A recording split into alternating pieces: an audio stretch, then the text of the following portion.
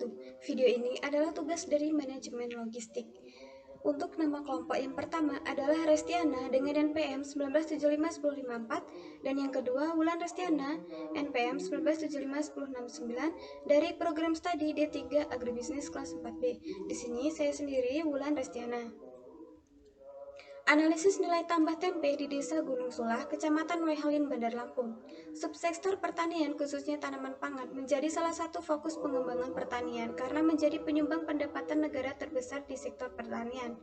Kegiatan mengolah bahan mentah menjadi produk semi mentah atau produk jadi pada komoditas pertanian sangatlah penting dilakukan. Kegiatan ini sering disebut dengan istilah agroindustri. Pengembangan agroindustri diharapkan mampu menyerap hasil pertanian dari petani. Hasil pertanian yang masih berupa produk primer akan diolah menjadi produk sekunder atau tersier sehingga akan menghasilkan nilai tambah. Nilai tambah suatu produk sangat penting untuk meningkatkan harga jual produk tersebut. Kedelai tergolong tanaman pangan yang sangat penting bagi masyarakat Indonesia. Kedelai dapat diolah menjadi berbagai produk makanan misalnya tempe. Tempe adalah makanan asli dari Indonesia yang berbahan dasar kedelai. Tingkat konsumsi tempe masyarakat Indonesia relatif tinggi dikarenakan kandungan gizi yang cukup tinggi dan harganya yang murah. Nilai gizi protein pada tempe lebih tinggi daripada bahan asalnya yaitu kedelai sebagai akibat terjadinya pembebasan asam amino selama proses fermentasi. Salim 2012. Konsumsi tempe rata-rata per kapita di Indonesia diperkirakan sebesar 20,2 gram per hari, lebih rendah sedikit dari konsumsi tahu yaitu 21,6 gram per hari. BPS 2016. Meningkatnya kesadaran masyarakat akan sumber pangan yang bergizi dengan harga terjangkau pasti akan meningkatkan permintaan terhadap produk tempe sehingga potensi pasar akan terbuka lebar. Selanjutnya, metode pengumpulan data. Data yang dikumpulkan dalam survei ini adalah data primer, di mana data primer dapat diperoleh secara langsung dari hasil wawancara dengan responden di daerah survei yaitu di Desa Gunung Sulah dengan menggunakan daftar pertanyaan atau kuesioner.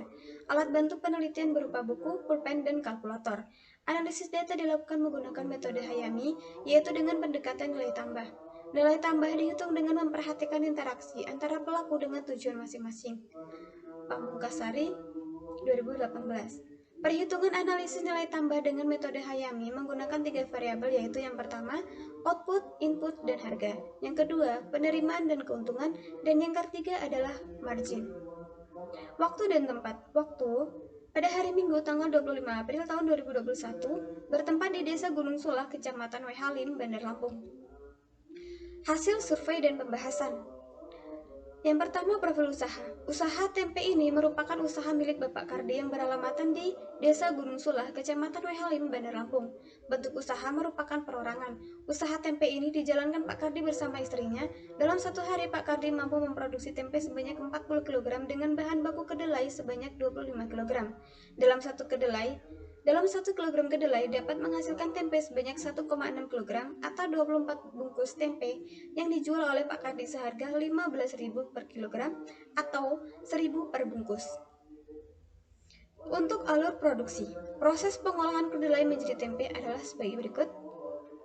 Terdapat penyortiran, kedelai dicuci, kemudian direndam, lalu dicuci kembali, kupas kulit ari, cuci hingga bersih, dikukus, direbus, direndam, kemudian ditaburi ragi, lalu dibungkus, dilakukan pemeraman, dan jadilah tempe. Untuk penjelasan proses produksinya yang pertama, agar mendapatkan biji kedelai yang bagus, dilakukan penyortiran. Caranya, tempatkan biji kedelai pada tampah. Setelah itu, biji kedelai dicuci dengan air yang mengalir. Yang kedua, masukkan biji kedelai yang sudah dicuci ke dalam panci berisi air. Kemudian direbus selama 30 menit atau sampai mendekati setengah matang, lalu direndam semalam hingga menghasilkan kondisi asam. Yang ketiga, keesokan harinya, kulit arinya dikupas. Caranya, kedelai dimasukkan ke dalam air. Kemudian remas-remas sambil dikuliti hingga akhirnya didapatkan keping-keping kedelai.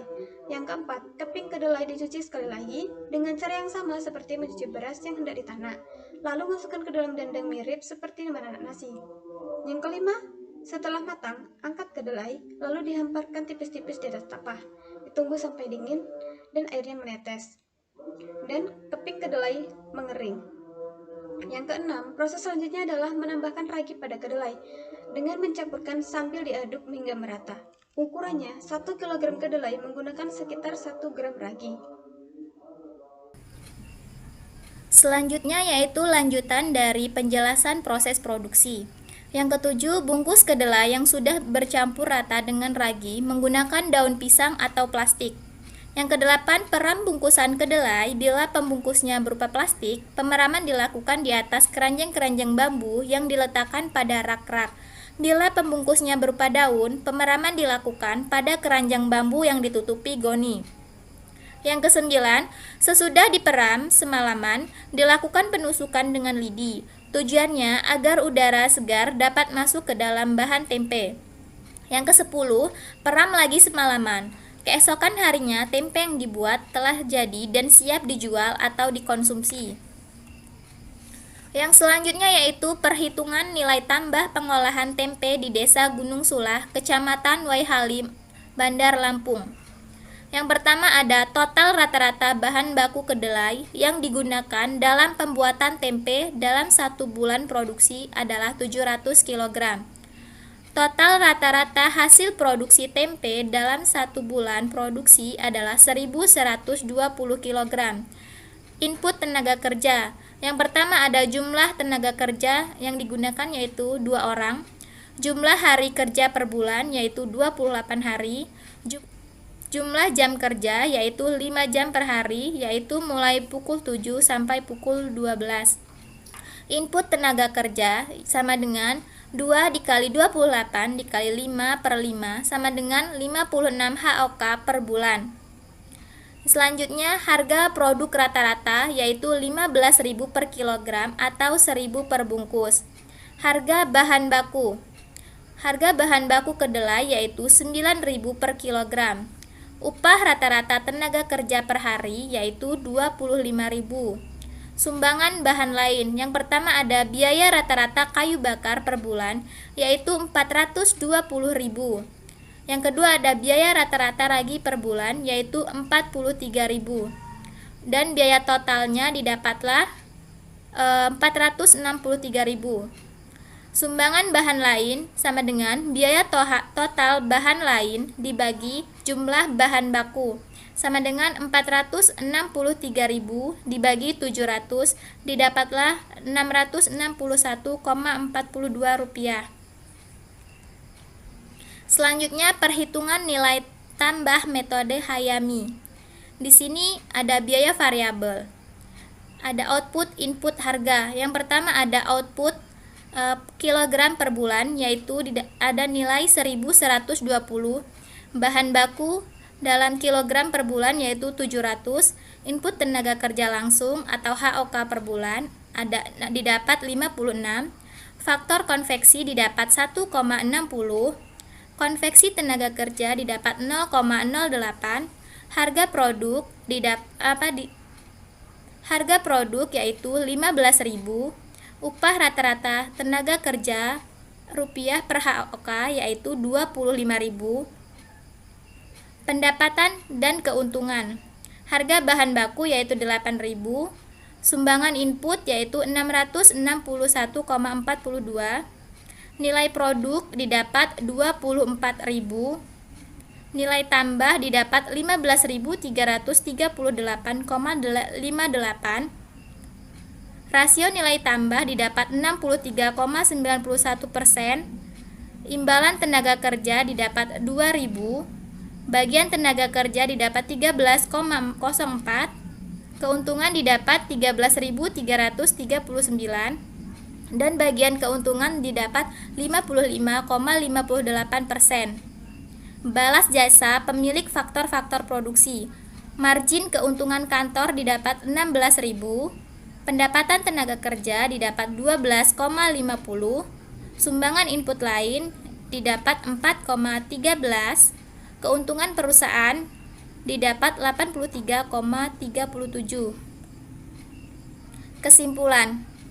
Berdasarkan hasil survei, maka diperoleh kesimpulan bahwa nilai tambah yang diperoleh yaitu sebesar 15.338,58 per kilogram dengan produksi tempe 1.120 kg dalam 1 bulan proses produksi. Rasio nilai tambah adalah 63,91%, yaitu di atas 50%, termasuk dalam kategori baik. Namun diperlukan efisiensi proses produksi untuk menaikkan nilai tambah produk. Demikian penjelasan dari kelompok kami mengenai analisis nilai tambah pada produk tempe. Kurang lebihnya saya mohon maaf. Saya akhiri. Wassalamualaikum warahmatullahi wabarakatuh.